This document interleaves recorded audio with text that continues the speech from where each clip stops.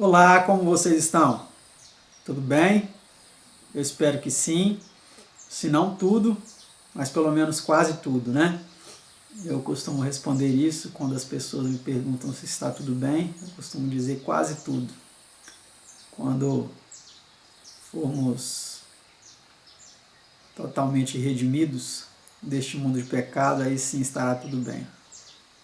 E nós aguardamos esse dia com muita alegria, com muita esperança no coração, com muito ânimo, perseverança, fé e certeza daquilo que Deus já tem feito por nós e continuará fazendo. Eu quero cumprimentar a você mais uma vez, assim como o apóstolo Paulo disse em sua epístola aos Filipenses, no capítulo 1, versículo 1 e 2. Paulo e Timóteo, servos de Jesus Cristo, a todos os santos em Cristo Jesus, que estão em Filipos, com os bispos e diáconos. E aí no verso 2 ele cumprimenta: graça a vós e paz da parte de Deus nosso Pai e da do Senhor Jesus Cristo. Eu cumprimento a todos vocês que agora me assistem, seja em qualquer lugar que você estiver, em Minas, que é o estado onde eu estou morando atualmente, no Espírito Santo, ou em São Paulo, ou no Rio de Janeiro, ou no norte do Brasil, ou no sul do Brasil, ou no nordeste do Brasil, ou até mesmo em outro lugar do mundo, né, na África. Se você está assistindo na Europa, na Ásia, na Oceania, na América do Norte, que a graça e a paz de Deus nosso Pai, de nosso Senhor e Salvador Jesus Cristo, esteja com você aí onde quer que você estiver. E o estudo de hoje, como vocês perceberam aí, tem como título Diligência. É um estudo composto por 13 perguntas e respostas. E eu coloquei justamente a imagem aí de uma abelha em um girassol, essa linda imagem aí, né? Porque a abelha, para mim, ela é um dos maiores símbolos de diligência. A formiga também é esse símbolo, né? Até é dito pelo sábio Salomão, mas a formiga geralmente ela destrói muito, né? Ela corta folhas das plantas que a gente planta e ela trabalha muito, mas eu gosto mais do símbolo da abelha, porque ela sempre poliniza as flores, que é outra coisa que eu gosto muito, que são flores, e a abelha sempre está lá numa flor e em outra, polinizando e também produzindo mel, que é outra coisa muito saborosa, muito gostosa, né? Eu gosto de mel, não sei você, mas é por isso que eu coloquei a imagem da abelha, para retratar a diligência, que é o tema que vamos estudar hoje. E antes de nós começarmos, como de costume, eu convido a você, se você puder, se você estiver em casa, ou se você estiver em um escritório, em um local onde você possa se ajoelhar, eu convido a você, que essa é a forma mais adequada, que demonstra mais reverência e mais respeito para com a grandeza e soberania de Deus. Eu convido a você que se ajoelhe comigo para nós orarmos ao Senhor antes de iniciarmos esse estudo. Vamos orar? Pai Santo, Deus amado, nós somos gratos a Ti por podermos mais uma vez estudar com os nossos telespectadores, com os internautas, a Tua Palavra. E nós louvamos ao Teu nome, ao nome de Teu Filho, por tudo que Tu és e por podermos extrair da Tua Palavra ensinamentos tão preciosos para a nossa vida. E pedimos agora que esteja conosco através deste momento, deste canal, para que nós compreendamos o assunto que será estudado, que será pesquisado aqui em Tua Palavra, sobre a diligência. Pedimos que nos ajude a ser diligentes em Tua obra, em Tua causa, para que, dentro em breve, Senhor, possamos vislumbrar aí a redenção final. Te agradecemos e te pedimos e te oramos em nome de Jesus. Amém. Então vamos lá, né? Ao estudo de hoje, que tem como título Diligência. Vamos ver o que é isso, né? E o que a palavra de Deus diz a respeito disso. A pergunta de número 1, que mandamento geral Deus deu concernente ao trabalho? Olha que interessante, né? 6 dias trabalharás e farás toda a tua obra. Êxodo 20, verso 9. Então, olha que interessante. Ele não disse 4 dias trabalharás, como ultimamente temos visto aí alguns movimentos aí trabalhistas, né? Dizendo que a produtividade aumenta quando eles trabalham só 4 dias, o rendimento melhora. Outros, a maioria, né? Tem o costume aí de trabalhar 5 dias, tem no caso o sábado e o domingo de descanso, mas o mandamento, em Êxodo 20, verso 9, ele diz que nós devemos, o nosso Senhor diz que nós devemos trabalhar 6 dias e fazer toda a nossa obra. 6 dias trabalharás e farás toda a tua obra. E aí depois que ele fala do sábado, não é? Isso é um indício de diligência, pessoas diligentes, trabalhadoras, né? Pergunta 2. Em vez de vivermos das economias alheias, que instrução nos é dada? Olha, é uma pergunta bem forte, né? Vamos ver o que a palavra de Deus diz. Aquele que furtava, não furte mais, antes trabalhe, fazendo com as mãos o que é bom, para que tenha que repartir com o que tiver necessidade. Efésios 4, verso 28. Olha que interessante. Então, ao mesmo tempo aqui que o apóstolo ele ordena que as pessoas trabalhem, aquele que furtava, né, aquele que furtava, agora que você aceitou a Cristo, você não vai furtar mais, você vai trabalhar e fazer com as mãos o que é bom, para que você tenha ainda o que repartir com as outras pessoas. O apóstolo Paulo aqui ele não esquece dos necessitados, né? Pergunta 3. Que regra geral apresenta Paulo sobre esse particular? Vamos ver. Porque quando ainda estávamos convosco, vos mandamos isto, que se alguém não quiser trabalhar, não coma também. 2 Tessalonicenses 3, verso 10. Então, olha que interessante, né? O apóstolo Paulo diz que se alguém não quer trabalhar, então também que ele deve ficar sem comer. Olha, é uma palavra pesada, né? É certo que tem muitas pessoas que não trabalham porque não encontram um trabalho. Muitas vezes o desemprego ele bate, né? Mas a pessoa que realmente quer, ela busca uma alternativa, ela entra no mercado informal, ela começa a vender alguma coisa, ela procura um lote para capinar, ela procura uma trouxa de roupa para lavar, ela procura uma casa de alguém para arrumar, ela procura fazer alguma coisa, mas ela trabalha para que ela tenha não somente o seu sustento, como também o de sua família, né? E os pais devem ensinar os filhos desde pequeno também a ser laboriosos, né? Abelhinhas laboriosas, né? Eu lembro até que na época dos desbravadores, se não me engano, é dos aventureiros, tem uma classe que tem esse nome, um cartão, se eu não me engano, que tem esse nome. Eu não lembro, que faz muito tempo, né, que eu participei, chamado Abelhinhas Laboriosas, né? É interessante essa expressão, ensinando a laboriosidade para as crianças desde cedo. Voltando aqui ao nosso estudo, pergunta 4. Com que palavras condena ele a ociosidade? Vamos ver como o apóstolo Paulo condena a ociosidade. Porque ouvimos que alguns entre vós andam desordenadamente, não trabalhando, antes fazendo coisas vãs. A esses tais, porém, mandamos e exortamos por nosso Senhor Jesus Cristo, que trabalhando com sossego, comam o seu próprio pão. 2 Tessalonicenses 3, 11 e 12. E aqui escreveu quem podia dar o exemplo.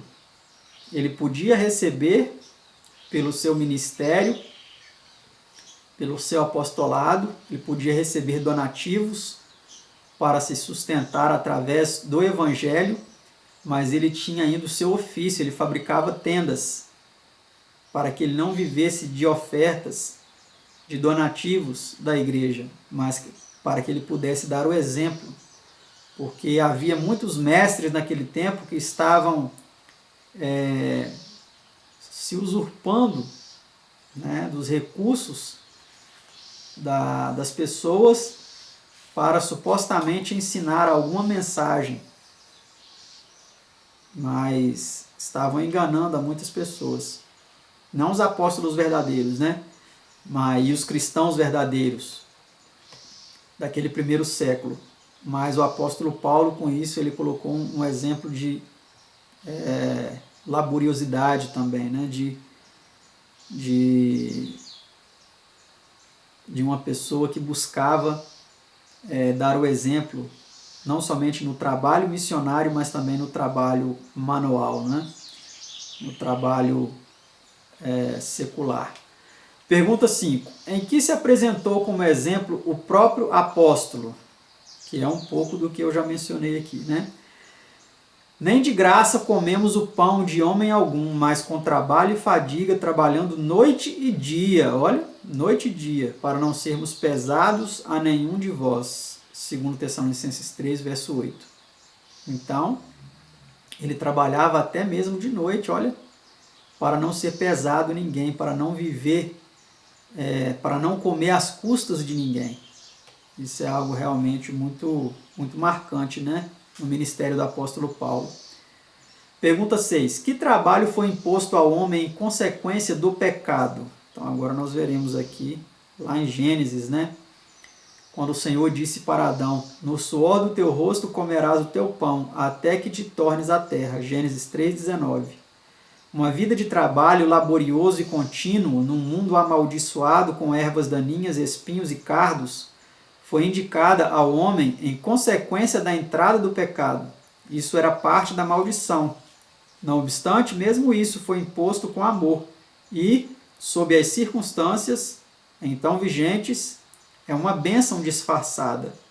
Foi uma disciplina que se tornou necessária por causa do pecado, para pôr um freio à condescendência com o apetite e as paixões, para formar hábitos de operosidade e domínio próprio, e ensinar lições de vencer o mal. Se o homem não fosse levado a trabalhar assim, seus pecados e misérias seriam multiplicados inúmeras vezes. Então, olha só, né? E aqui trazendo para nós o ditado popular: mente vazia é a oficina do diabo. A pessoa está envolvida aí em um trabalho, né, em fazer algo útil, um trabalho digno, qualquer ele que seja, né, um trabalho digno, um trabalho que não desonre a Deus, mas um trabalho que sirva não só para o próprio bem daquele que está trabalhando, o bem da sua família, o bem da sociedade. E isso evita uma série de males, né? E pecados e misérias que seriam multiplicados se a pessoa não trabalhasse, ficasse ociosa. Pergunta 7. Quais são alguns dos resultados da operosidade? Vamos ver. O que lavrar a sua terra virá a fartar-se de pão. Provérbios 28, 19. A mão dos diligentes enriquece. Provérbios 10, verso 4. A alma dos diligentes engorda. Provérbios 13, verso 4. Então, olha que provérbios carregados de sabedoria temos aqui. A mão dos diligentes enriquece. E hoje o que as pessoas querem? Querem enriquecer sem diligência, sem esforço. Querem ganhar dinheiro fácil, né? E muitos aí se envolvem em coisas que são contrárias à vontade de Deus. Esquemas de pirâmide, de marketing de rede, né, que é o nome disfarçado para pirâmide, para ganhar dinheiro através do trabalho dos outros, né? Muitas pessoas querem ganhar muito dinheiro às custas dos outros, do que os outros podem fazer para que eles sejam beneficiados com aquilo. Precisamos refletir, né? Se essas coisas realmente vão nos trazer riqueza ou vão nos trazer miséria, vão nos trazer desgraça e no fim a perdição. Pergunta 8. Que resultados produzem nos negócios a fraude e a indolência? Vamos ver que resultados eles produzem. O que trabalha com mão enganosa empobrece. Provérbios 10, verso 4. Olha, tá vendo? A alma do preguiçoso deseja e coisa nenhuma alcança. Provérbios 13, verso 4. Se você está sendo desonesto com as pessoas, fazendo aí a sua propaganda do seu negócio, do seu empreendimento, do seu trabalho, e na verdade as coisas não são dessa forma, quando a pessoa vai descobrir realmente no que ele está se metendo, ele tem uma decepção tão grande e prejuízos, o resultado é o empobrecimento, não só daquela pessoa que aceitou o seu negócio fraudulento, mas o seu também. O que trabalha com mão enganosa empobrece. Provérbios 10, verso 4. E a alma do preguiçoso deseja e coisa nenhuma alcança. Se você não tem disposição de trabalhar, de correr, de buscar com muito trabalho alcançar os seus objetivos, você não vai alcançar nada, né? Pergunta 9. Que diz Salomão no tocante à diligência nos negócios? Tudo quanto te vier à mão para fazer, faze-o conforme as tuas forças. Eclesiastes 9, 10.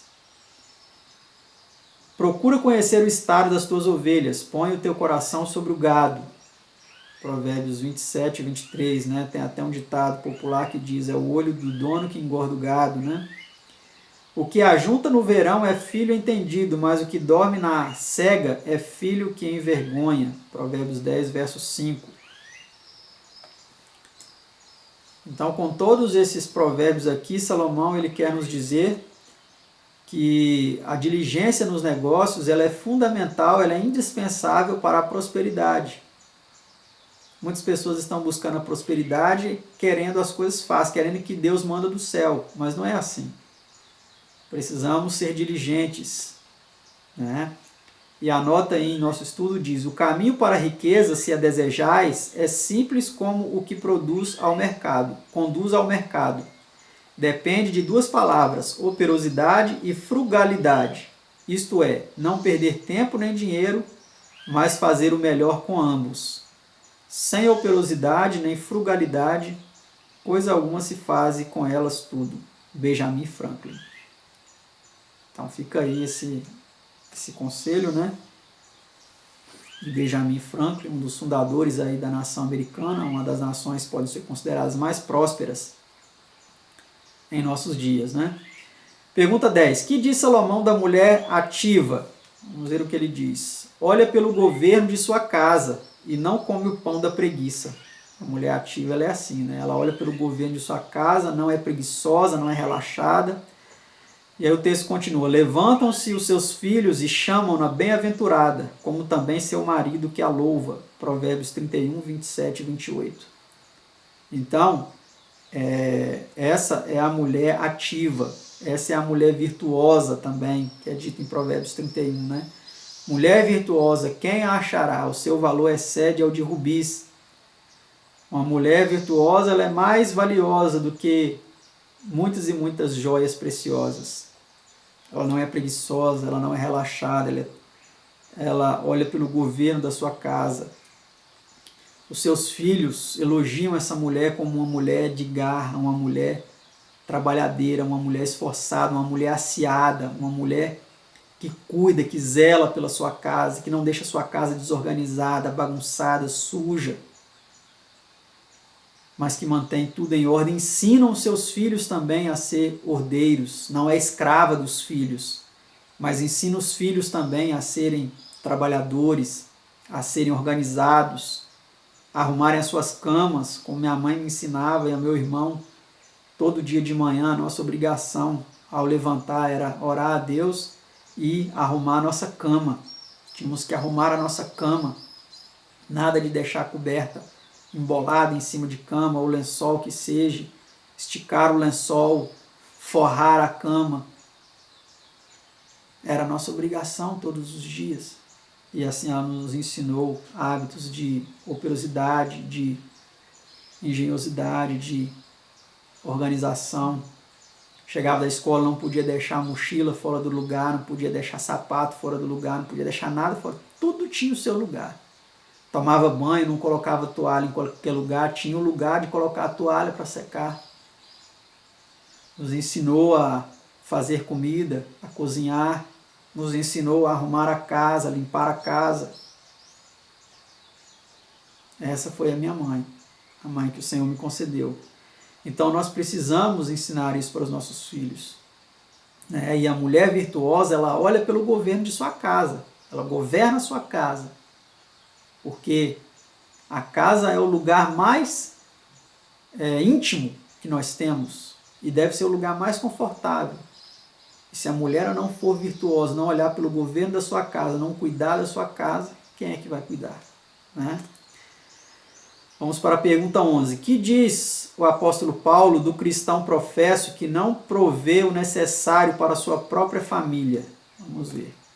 Mas se alguém não tem cuidado dos seus e principalmente dos da sua família, negou a fé e é pior do que o infiel. 1 Timóteo 5:8. Então olha que interessante, né? O homem, ele que fica vivendo às custas da sua esposa, a esposa trabalha fora e depois tem que trabalhar em casa e cuidar dos filhos. E o homem fica lá tranquilo, não está nem aí. E vai à igreja e diz que é cristão. A palavra de Deus diz que esse homem, o homem que não cuida dos seus, ele é pior do que o incrédulo, pior do que o infiel. E ele negou a fé com essa atitude. Pergunta 12 e penúltima. Que quadro do preguiçoso apresenta Salomão? Passei pelo campo do preguiçoso e junto à vinha do homem falto de entendimento. E eis que toda estava cheia de cardos e a sua superfície coberta de ortigas e a sua parede de pedras estava derribada. Provérbios 24, 30 e 31. Então, olha que quadro, né? Esse é o quadro do homem preguiçoso, né? Isso ele diz num contexto rural daquela época. Mas hoje, poderíamos aplicar esse quadro, essa situação, a uma situação urbana, né? Um homem que você vai na casa dele e às vezes tem um pequeno lote lá e está tudo sujo, cheio de capim, ele não limpa o próprio quintal, cheio de lixo, né? E todo bagunçado, sua vida desorganizada. Então aí a nota no nosso estudo dessa pergunta 12 diz assim: o indolente respira, mas não vive. O autor é Cícero, né? Outro provérbio aí, um provérbio brahmane: o pai que não ensina ao filho um ofício, ensina-o a ser ladrão. Olha, muito forte, né? Pai que não ensina o seu filho um ofício, ensina-o a ser ladrão. Isso era uma cultura assim, mais antiga, que não existia estudo, as profissões como temos hoje, né? Então hoje nós poderíamos dizer que o pai que não ensina o seu filho a estudar, a buscar ser alguém na vida, está empurrando ele para a marginalidade. Né? Poderíamos aplicar esse provérbio nessa situação, né? Terceira citação aí: quando a agricultura começa, seguem-se-lhe outras artes. Os agricultores, portanto, são os fundadores da civilização humana. Daniel Webster. Porque se não existirem os agricultores, você não tem alimento na sua mesa, no seu prato, para se alimentar. Então,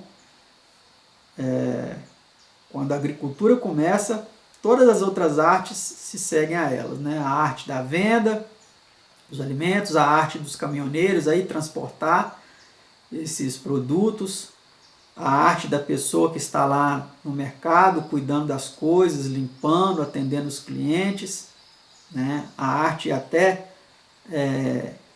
da faxineira, de várias artes, vários ofícios, várias profissões, né? Todas elas dependem da agricultura. Sem agricultura ninguém se alimenta, ninguém sobrevive. A próxima citação: se o homem é indolente, a melhor disciplina a que pode ser submetido é sofrer os males da penúria. Então é isso daí mesmo, né? E a última: nada pode ser feito com um homem que não quer trabalhar. Não temos em nosso plano de governo lugar para o homem que não queira pagar sua passagem pela vida com aquilo que faz. A capacidade para o trabalho é absolutamente necessária e de nenhum homem se pode dizer que viva no verdadeiro sentido do termo se não trabalhar. Theodore Roosevelt. Então o trabalho, meus amados, ele é extremamente benéfico, saudável. Não vamos entrar aqui em vários outros pormenores, né, do excesso de trabalho, que pode ocasionar enfermidades, doenças.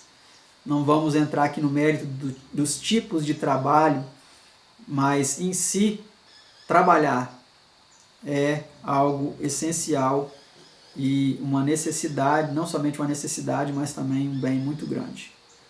A outra nota aí diz assim: a sorte está à espera de que alguma coisa aconteça. O trabalho com visão aguda e força de vontade produzirá alguma coisa. A sorte choraminga, o trabalho assobia. A sorte confia nas oportunidades, o trabalho no caráter. A sorte resvala para a indigência, o trabalho ascende para a independência. A sorte fica de cama e deseja que o carteiro lhe traga notícias de uma herança. O trabalho levanta-se às 6 horas e com pena diligente ou martelo sonante lança o alicerce de um cabedal. Autor Cobden. Então é isso aí, né? Olha a distinção, o antagonismo, né? A discrepância que ele coloca entre a sorte e o trabalho, os que confiam na sorte e os que confiam no trabalho, né? E vamos para a última pergunta. Em assuntos espirituais, que é também necessário? E vós também, pondo nisso mesmo toda diligência, acrescentai à vossa fé a virtude, e a virtude a ciência. Procurai fazer cada vez mais firme a vossa eleição e vocação. 2 Pedro 1, 5 a 10. Nota: em assuntos temporais, a diferença entre o homem próspero e indolente reside principalmente no aproveitamento das oportunidades. Um as aproveita, enquanto o outro é indolente demais para fazê-lo. Na conquista da vida eterna, este mesmo princípio é aplicável. Deus pôs a salvação ao nosso alcance. Ninguém precisa perder-se. Cristo morreu por todos, mas nem todos serão salvos, porque alguns não se interessam diligentemente pela vida eterna para se apossarem dela. Então, que você e eu possamos diligentemente nos apossar da vida eterna e trabalhar pelo reino de Deus, não somente pelas coisas deste mundo, para a nossa subsistência e para ajudar os necessitados, mas principalmente pelo reino de Deus. Obrigado por estar conosco em mais esse estudo da Palavra de Deus e até o próximo estudo, se assim Deus nos permitir. Tchau, tchau.